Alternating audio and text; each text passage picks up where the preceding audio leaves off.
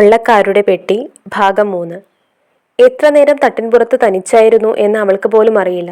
പക്ഷേ ഒടുവിൽ പൂച്ചയെപ്പോലെ പതുങ്ങി മടങ്ങിവരുന്ന കൊള്ളക്കാരുടെ ശബ്ദം കേട്ട് അവൾ നോക്കിയപ്പോൾ അവർ ഒരു നിരയായി പടികൾ കയറി വരുന്നത് കണ്ടു. എല്ലാവരുടെയും കൈകളിൽ നിറയെ കൊള്ളയടിച്ച വസ്തുക്കളായിരുന്നു. ലുഗുയു അമ്മയുടെ ഏറ്റവും നല്ല സായാഹ്ന വസ്ത്രങ്ങളുടെ കൂമ്പാരത്തിന് മുകളിൽ ഒരു മീൻസ് പൈ ബാലൻസ് ചെയ്യുകയായിരുന്നു. കൈ നിറയെ പലതരം വസ്തുക്കൾ ഉണ്ടായിരുന്നു. ബെനിയുടെ കയ്യിൽ ഫാമിലി ബൈബിളും സൈഡ് ബോർഡിലെ വെള്ളിപ്പാത്രങ്ങളുടെ കോട്ടയും ഒരു ചെമ്പ് കെറ്റിലും പപ്പയുടെ രോമക്കുപ്പായവും. ഓ സന്തോഷം! തന്റെ ഭാരം ഇറക്കി വെച്ചുകൊണ്ട് വിക്ടർ പറഞ്ഞു. ഒരിക്കൽ കൂടി കൊള്ളയടിക്കുന്നത് സന്തോഷകരമാണ്. തികച്ചും, ബെന്നി പറഞ്ഞു. പക്ഷെ പെട്ടെന്ന് കെറ്റിൽ കീ വിട്ട് അവന്റെ കൈവിരൽ വീണു. വേദനയോടെ ഇറ്റാലിയൻ ഭാഷയിൽ വിചിത്രമായ വാക്കുകൾ ഉച്ചരിച്ചുകൊണ്ട് അവൻ നൃത്തം ചെയ്യാൻ തുടങ്ങി. ഞങ്ങൾക്ക് ധാരാളം സമ്പത്തുണ്ട്, വിക്ടർ തുടർന്നു. മിൻസ് പൈ പിടിച്ച് ലുഗുയു തന്റെ കൊള്ളകൾ കൂമ്പാരത്തിലേക്ക് ചേർത്തു. അതുമെല്ലാം ഒരു വീട്ടിൽ നിന്ന്. ഈ അമേരിക്ക ഒരു സമ്പന്നമായ സ്ഥലമായിരിക്കണം. ഒരു കഠാര ഉപയോഗിച്ച് അയാൾ പയ്യുടെ ഒരു കഷ്ണം മുറിച്ച് ബാക്കിയുള്ളത് തന്റെ സഖാക്കൾക്ക് കൈമാറി. അപ്പോൾ മൂവരും തറയിലിരുന്ന് പൈ കഴിച്ചു. മാർത്ത സങ്കടത്തോടെ നോക്കി നിന്നു. നമുക്കൊരു ഗുഹ ഉണ്ടായിരിക്കണം, ബെനി അഭിപ്രായപ്പെട്ടു. നമ്മുടെ കൊള്ള സുരക്ഷിതമായ സ്ഥലത്ത് സൂക്ഷിക്കണം. ഒരു രഹസ്യ ഗുഹയെക്കുറിച്ച് ഞങ്ങളോട് പറയാമോ? അവൻ മാർത്തയോട് ചോദിച്ചു. അവിടെ ഒരു മാമോത്ത് ഗുഹയുണ്ട്, പക്ഷെ അത് കെന്റിക്കിലാണ്. അവിടെ എത്താൻ നിങ്ങൾ കുറേയധികം ദിവസം കാറിൽ യാത്ര ചെയ്യേണ്ടി വരും, അവൾ പറഞ്ഞു. 3 കൊള്ളക്കാരും ചിന്തയിലാണ്ടു നിശബ്ദരായി പൈ നക്കി. പക്ഷേ അടുത്ത നിമിഷം വൈദ്യുത ഡോർബെൽ മുഴങ്ങുന്നത് കേട്ട് അവർ ഞെട്ടി. എന്താണത്? ഊരിപ്പിടിച്ച കഠാരകളുമായി മൂവരും ചാടി എണീറ്റ് കോണിക്ക് നേരെ കുതിച്ചു. മാർത്ത ജനാലക്കരികിലേക്ക് ഓടി. അതൊരു പോസ്റ്റ്മാൻ മാത്രമാണെന്ന് അവൾ കണ്ടു. അയാൾ പെട്ടിയിൽ ഒരു കത്തിട്ടിട്ട് തിരികെ പോയി. പക്ഷേ ആ സംഭവം അവൾക്ക് തന്റെ കുഴപ്പക്കാരായ കൊള്ളക്കാരെ എങ്ങനെ ഒഴിവാക്കാം എന്നതിനെക്കുറിച്ചൊരാശയം നൽകി.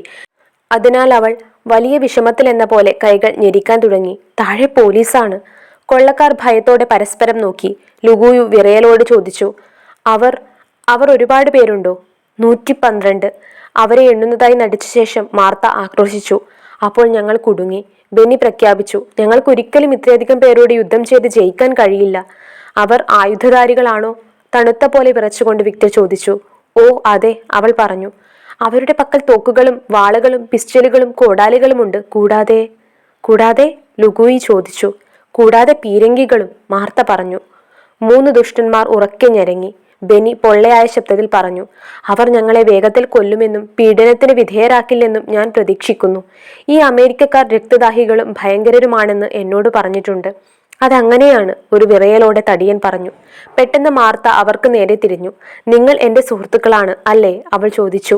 ഞങ്ങൾ അർപ്പണബോധമുള്ള ചങ്ങാതിമാരാണ്, വിക്ടർ മറുപടി പറഞ്ഞു. ഞങ്ങൾ നിന്നെ ആരാധിക്കുന്നു, ബെന്നി ഉറക്കെ പറഞ്ഞു. ഞങ്ങൾ നിനക്കായി മരിക്കും. എന്തായാലും താൻ മരിക്കുമെന്ന് കരുതി ലുഗുയി കൂട്ടിച്ചേർത്തു. എങ്കിൽ ഞാൻ നിങ്ങളെ രക്ഷിക്കും, മാർത്ത പറഞ്ഞു. എങ്ങനെ? മൂവരും ഒരേ സ്വരത്തിൽ ചോദിച്ചു. വീണ്ടും പെട്ടിയിലേക്ക് കയറൂ, അവൾ പറഞ്ഞു. അപ്പോൾ ഞാൻ അതിൽ മൂടി അടയ്ക്കും. അതിനാൽ അവർക്ക് നിങ്ങളെ കണ്ടെത്താൻ കഴിയില്ല. അവർ അന്താളിപ്പോടെ മുറിക്ക് ചുറ്റും നോക്കി. പക്ഷേ അവൾ ധൃതി കൂട്ടി.